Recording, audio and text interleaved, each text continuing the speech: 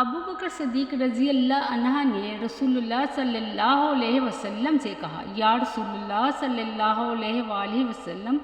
مجھے ایسی دعا سکھائیے جو میں اپنی نماز میں کیا کروں۔ حضرت صلی اللہ علیہ وسلم نے فرمایا کہ یہ پڑھا کرو، اے اللہ، میں نے اپنی جان پر بہت ظلم کیا ہے اور تیرے سوا گناہوں کو کوئی اور نہیں بخشتا، پس میرے گناہ اپنے پاس سے بخش دے۔ بلا شبہ تو بڑا مغفرت کرنے والا، بڑا رحم کرنے والا ہے۔ مجھے جابر بن عبداللہ سلمہ رضی اللہ عنہ نے خبر دی، انہوں نے کہا کہ رسول اللہ صلی اللہ علیہ وآلہ وسلم اپنے صحابہ کے ہر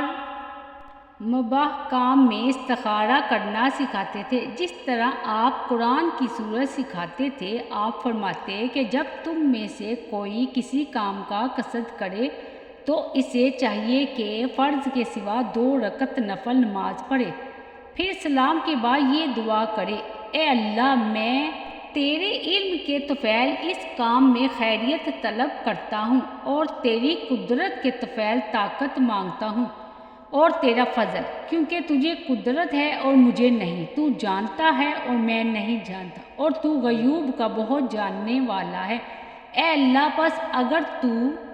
یہ بات جانتا ہے، اس وقت استخارہ کرنے والے کو اس کام کا نام لینا چاہیے کہ اس کام میں میرے لیے دنیا آخرت میں بھلائی ہے، یا اس طرح فرمایا کہ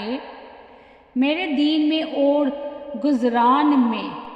اور میرے ہر انجام کے اعتبار سے بھلائی ہے، تو اس پر مجھے قادر بنا دے اور میرے لیے اسے آسان کر دے،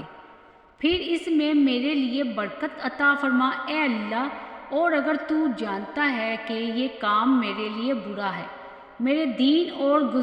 گزارا کے اعتبار سے اور میرے انجام کے اعتبار سے، یا فرمایا کہ میری دنیا اور دین کے اعتبار سے،